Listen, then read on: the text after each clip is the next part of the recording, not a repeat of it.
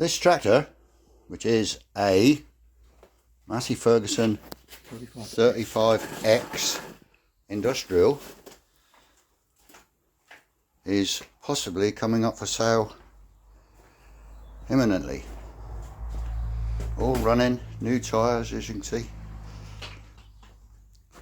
Man's just rewiring it. New seats, steering wheel.